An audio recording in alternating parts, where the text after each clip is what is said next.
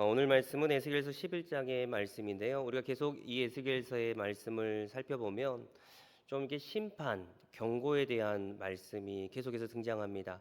오늘 본문의 말씀은요, 에스겔의 탄식에 대한 좀 말씀이 등장하는데요. 우리가 전반부는 살펴보지 못했지만 에스겔서 11장의 전반부를 보면 에스겔이 환상을 보게 됩니다. 그런데 어떤 환상을 보게 되냐면요. 이스라엘에 총 25명의 귀족들이 있었습니다. 그런데 그 귀족들 가운데 대표였던 그 귀족의 대표가 하나님께서 심판함으로 그가 멸절당하는 모습을 보게 됩니다. 그런데 거기서 지나는 것이 아니라 이스라엘의 남은 자들을 하나님께서 멸절하는 그런 모습을 보게 됩니다. 그러니까 에스겔이 봤었을 때요, 이스라엘의 남은 자들이 없다, 살아가는 자들이 없다. 이 얘기가 도대체 뭘까요? 이스라엘에 대한 희망, 어떤 미래, 이런 것이 없는 것을 바라보게 됐었을 때 이 에스겔은 탄식하지 않을 수밖에 없었습니다. 그래서 오늘 본문이 이렇게 시작되는데요. 우리 13절 한번 좀 같이 읽겠습니다. 이에 내가 예언할 때에 분하의 아들 블라다가 죽기로 내가 엎드려 큰 소리로 부르짖어 이르되 오라 주 여호와의 이스라엘의 남은 자를 다 멸절하고자 하시나이까 하니라. 아멘. 지금 에스겔은 하나님의 환상을 통해서 하나님께서 남은 자를 남겨두시지 않는 그 모습을 봤었을 때, 하나님, 이스라엘에 남은 자가 없는 겁니까? 이스라엘은 더 이상 희망이 없는 겁니까? 하나님 앞에 탄식하지 않을 수 없었습니다. 그런데 이때 하나님께서는 에스겔의 탄식을 바라보면서 그 탄식을 탄식으로 끝나는 게 아니라 기도의 응답을 통해서요, 앞으로 내가 해야 될 그 계획을 너에게 알려주겠다 말씀하십니다. 그 계획이 14절과 15절의 말씀인데요. 우리 14절 15절 제가 읽겠습니다. 인자의 예루살렘 주민이 내 형제 곧 내 형제와 친척과 온 이스라엘 족속을 향하여 이르기를 너희는 여호와께서 멀리 떠나라 이 땅은 우리에게 주어 기업이 되게 하신 것이라 하였나니 그런즉 너는 말하기를 주 여호와의 말씀에 내가 비록 그들을 멀리 이방 가운데로 쫓아내어 여러 나라 가운데 흩었으나 그들이 도달한 나라들에게서 내가 잠깐 그들의 성소가 되리라 하셨다 하고, 지금 이스라엘의 상황은요, 이스라엘 주민들 가운데 미묘한 긴장 관계가 있었습니다. 여기서 말하는 긴장 관계라는 것은요, 지금 이 예루살렘에 남았던 사람이 있고요, 바벨론 포로로 끌려갔던 자들이 있습니다. 그런데 서로가 서로를 향한 그 마음이 서로 달랐는데요. 예루살렘에 남았던 사람들은 바벨론 포로로 끌려가는 자들을 향해서 어떤 마음을 품게 되냐면, 너희들이 지금 포로로 끌려가는 것은 너희들의 죄의 대가로 하나님께서 심판하신 거야. 그럼 반대로 자신들이 이곳에 남았다는 것은 나는 하나님 앞에 사랑받은 자들, 하나님께서는 우리를 통해서 하나님의 일들을 행하실 거야. 더 나아가 어떤 얘기를 하냐면요, 지금 예루살렘에 지금 남았던 사람들은 바벨론 포로로 끌려간 자들에게 하나님께서는 성전에서 드리는 예배를 참되게 받으시는데 그 이방 땅에서 그 우상이 넘실대는 그곳에서 너희들이 드려지는 그 예배는 다 가짜야, 이런 마음이 있었습니다. 반대로 지금 바벨론 포로로 끌려갔던 자들은 어떤 마음을 갖고 있었냐면, 그들은 바벨론 포로로 끌려가기 전에 그들은 이 이스라엘에서요, 중추적인 역할을 했던 사람입니다. 이 사회로 말하면 사회의 고위층 같은 사람들이었습니다. 그런데 그들이 그런 고위층을 했는데 바벨론 포로로 끌려가게 되면서요, 자신들의 자리가 다른 사람들로 이렇게 다 채워지는 겁니다. 그러니까 그 모습을 바라보면서 하나님, 우리를 버리시는 겁니까? 더 나아가서 그들이 사회의 상류층이다 보니까요, 지금까지 쌓아놨던 재산, 명예, 권력, 이 모든 것들이 예루살렘에 있는데 그 예루살렘에만 가면 나는 괜찮아지고 나는 회복하게 될 건데, 예루살렘에 있는 사람들이 그런 말을 하는 겁니다. 너희들 심판받아서 그런 거야. 너희들 죄값으로 그렇게 끌려가는 거야. 그러니까 단념해. 그리고 지금 우리에게 남은 이 모든 것들은 우리의 기업으로 우리에게 주신 거야. 그러니까 오늘 본문의 말씀에 보면 14절의 말씀에요, 이 땅을 우리에게 기업으로 주신다는 것은 서로가 서로를 향해서 그런 미묘한 관계가 있었다는 겁니다. 그런데 우리가 이 상황을 잘 살펴보면 하나님의 계획은 분명히 있었습니다. 그런데 이스라엘 백성들, 남아있는 자들이 생각하는 것들이 달랐고요, 바벨론 포로로 끌려갔던 사람들의 생각이 달랐습니다. 그들은 자신들이 보고 싶은 대로, 자신들이 믿고 싶은 대로 하나님의 계획과는 전혀 무관하게 이것이 전부인 것 마냥 생각하고 있었다는 겁니다.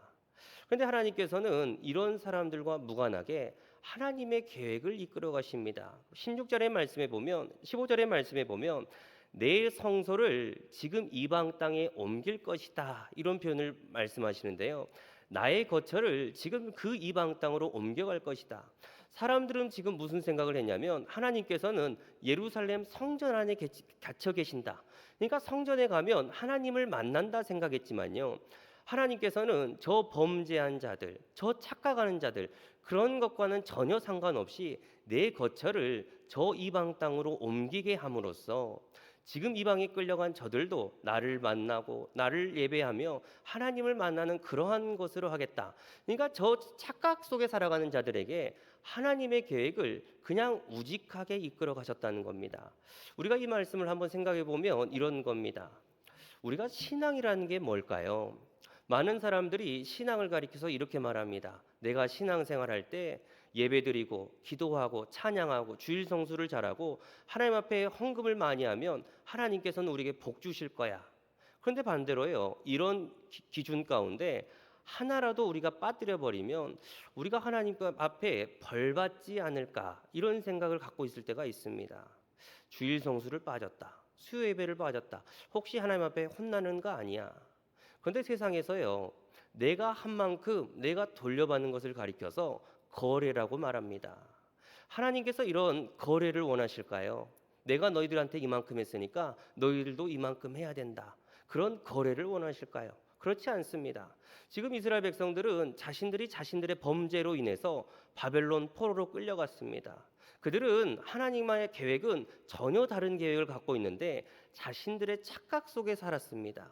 그런데 하나님은 어떠십니까? 그런 것과는 전혀 무관하게 당신의 계획을 이끌어 가시면서 하나님의 일하심, 하나님의 계획하심을 우직하게 끌고 가십니다.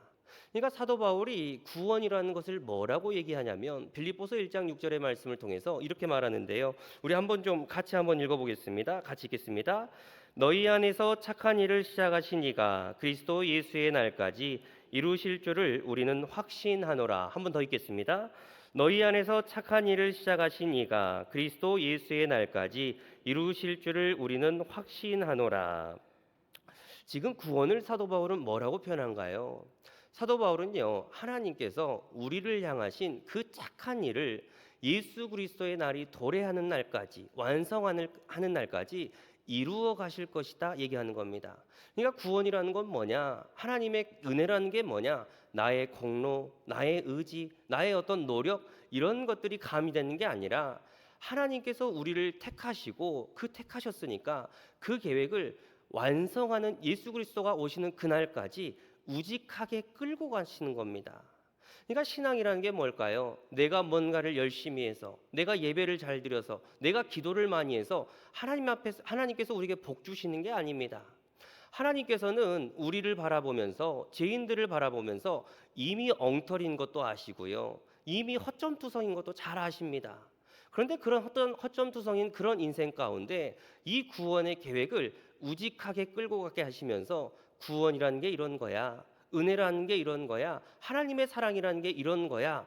그런 그 착한 일을 완성하시는 게 구원이라는 겁니다. 왜 우리에게 소망이 있고 왜 우리에게 희망이 있을까요?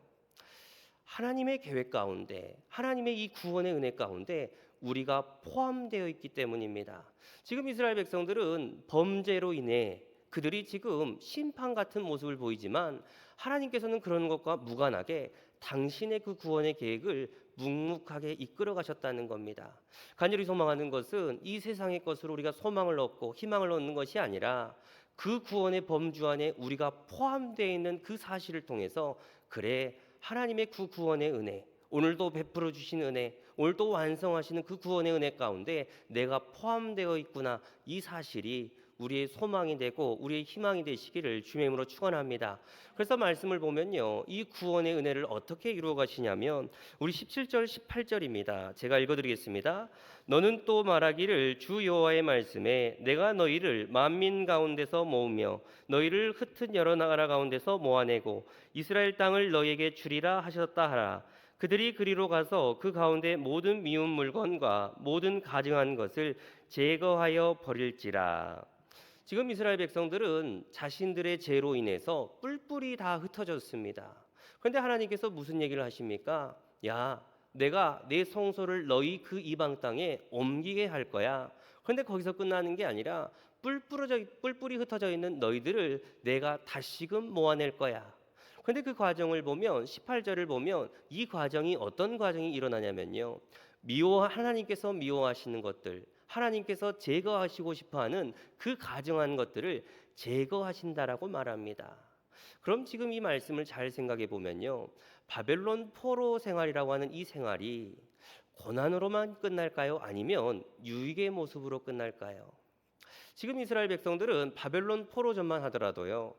이스라엘의 선지자들이 끊임없이 외칩니다. 너희들은 아세라 목상과 돌과 수없이 많은 우상들로 너희들이 하나님께서 싫어하시는 그 가증한 것들을 너희가 섬기고 있다. 그런데 바벨론 포로가 끝나게 되었을 때 성경을 잘 보면 바벨론 포로 이후부터는요. 나무를 섬겼다. 돌을 섬겼다.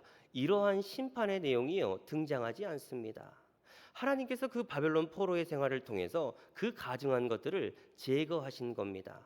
분명히 하나님을 사랑하는 존재로 바꾸긴 했지만 다른 것들을 사랑할 때도 있지만요. 더 중요한 것은 그 가증한 것들을 제거하셨다는 겁니다.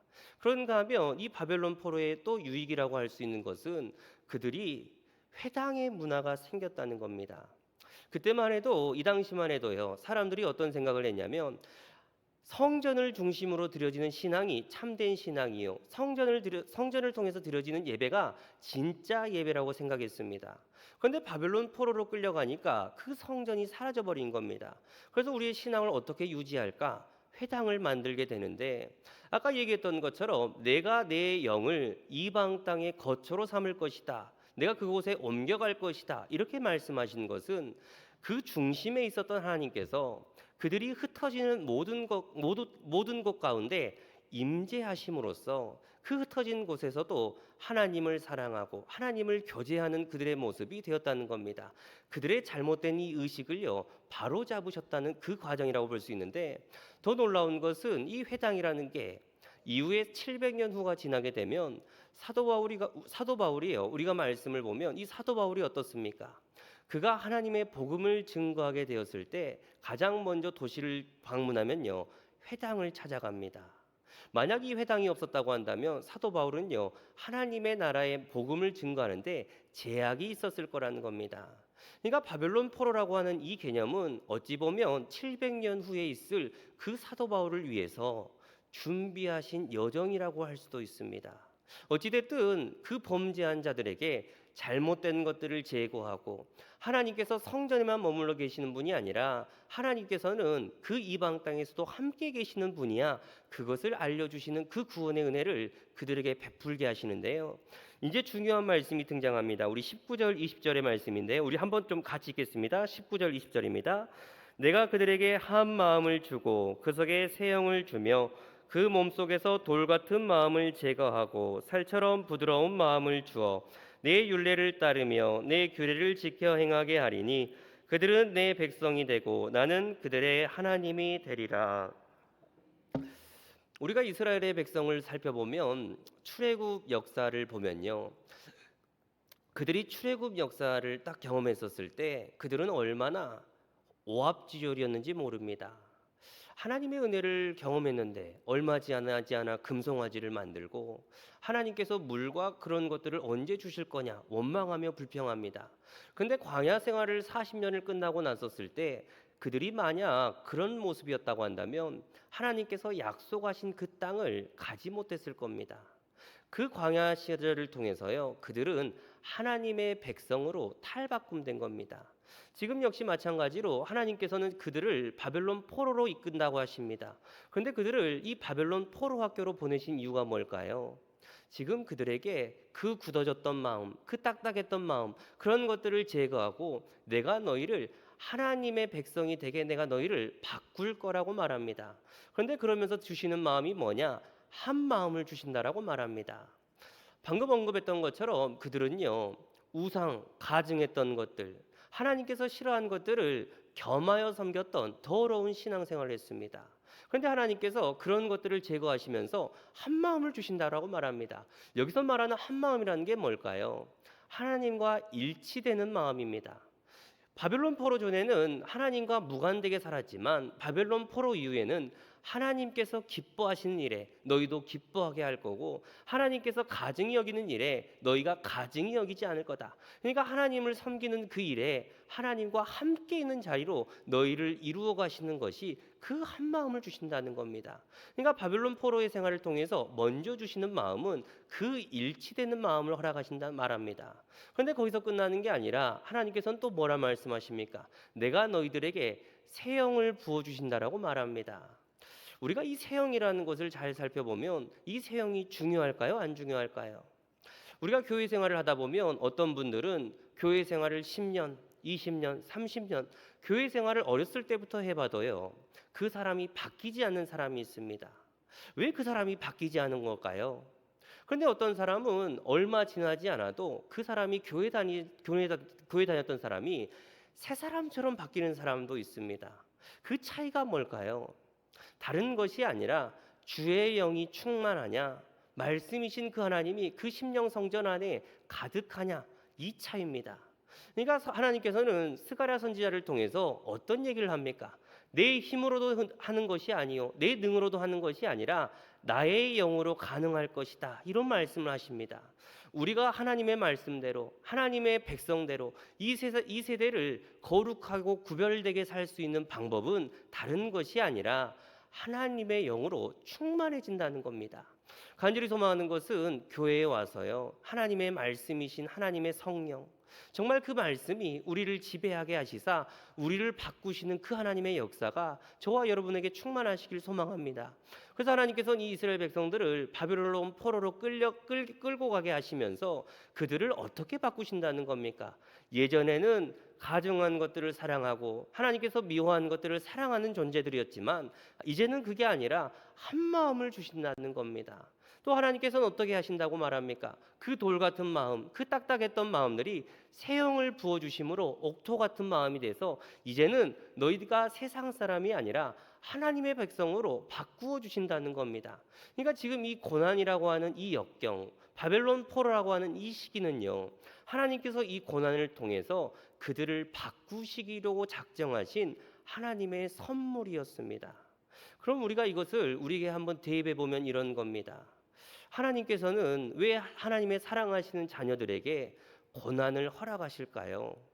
왜 하나님께서는 우리를 그토록 사랑하신다고 말하는데 왜 우리에게 역경을 허락하시는 걸까요?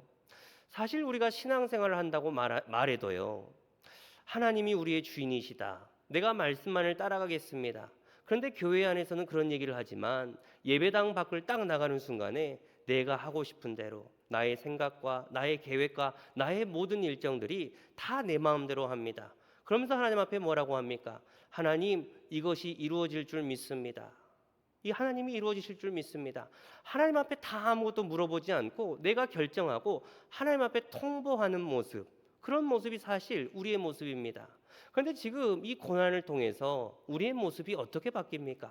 옛날에는 하나님을 믿는다고 해도 내 중심, 내 방법대로 살았지만 하나님 앞에 고난을 당하게 되면 이제는 하나님 앞에 물어보고 여쭤보고, 하나님, 이거 어떻게 할까요? 내 인생의 축이요, 하나님의 축으로 바뀌게 됩니다. 그러니까 이 고난이라는 것은 사실 따지고 보면 하나님께서 나를 사랑하시기 때문에 자기 중심의 사람을 하나님 중심의 사람으로 바꿔가시는 하나님의 초대장이 바로 고난입니다. 사실 이곳에 앉아있는 분들 가운데는 어려움에 계신 분들도 있을 것이고 고난 가운데 노출되어서 정말 숨쉬기도 어려운 분들도 계실 겁니다. 그런데 간절히 소망하는 것은요, 우리에게 닥쳐진 이 고난이 그냥 고난으로 끝나는 것이 아니라 내가 하나님 앞에 잘못됐던 것들, 하나님과의 관계들, 정말 내 중심으로 살았던 이 모든 것들이 정비돼서 이제는 나의 모든 불순물이 빠지는, 그리고 정금같이 나아가는 그런 귀한 은혜가 저와 여러분의 있기를 소망합니다. 그래서 말씀이 어떻게 끝이 나냐면 우리 22절에서 24절의 말씀인데요, 우리 한번 좀 같이 읽겠습니다. 22절에 24절입니다. 그때의 그룹들이 날개를 드는데 바퀴도 그 곁에 있고 이스라엘 하나님의 영광도 그 위에 덮였더니 여호와의 영광이 성읍 가운데서부터 올라가 성읍 동쪽산에 머무르고 주의 영이 나를 들어 하나님의 영의 환상 중에 데리고 갈대아에 있는 사로잡힌 자 중에 이르시더니 내가 본 환상이 나를 떠나 올라간지라. 아멘. 지금 이 에스겔서의 11장의 말씀은 하나님의 영이 떠나는 것, 지금 움직이는 걸로 말씀이 끝납니다. 지금 하나님의 영과 하나님의 그 임재하심, 하나님의 영광이 사실 어디에 있었습니까? 성전 안에 있었습니다. 사람들은 이 성전이 하나님께서 임재하시는 장소요, 성전을 통해서 우리의 신앙이 참된 신앙이라고 착각하며 살았습니다. 그런데 에스겔서의 말씀은 그 하나님의 영광이 이제는 이 성전이 아니라 저 그발 강가라고 말하는 이방 땅으로 옮겨졌다. 동쪽 산에 먼저 갔다가 결국은 그발 강가에 있는 사람들에게 움직여지게 됩니다. 이게 뭘 얘기하는 걸까요? 그렇게 중요하게 생각했던 그 성전이요, 이제는 하나님의 영광이 떠남으로 한낱 초라한 건물로 바뀌었다는 겁니다. 사실 이 예배당이 우리에게 소중한 것은 하나님 앞에 예배를 드리니까 소중한 것이지, 우리가 예배를 드리지 않고 하나님께서 이 땅 가운데 임재하시지 않는다고 한다면 이 교회는 그냥 세상의 건물과 똑같습니다. 마찬가지로 하나님께서는 이 성전, 그들이 그토록 중요했던, 그들이 목숨처럼 여겼던 그 관습을 깨뜨려 버리고 그 성전이 한낱 건물이야. 정말 너희들에게 회복돼야 될 것은 뭐냐? 하나님 한 사람, 하나님을 믿는 그 한 사람 한 사람, 다시 말하면 이 심령 성전이 부흥돼야 된다는 겁니다.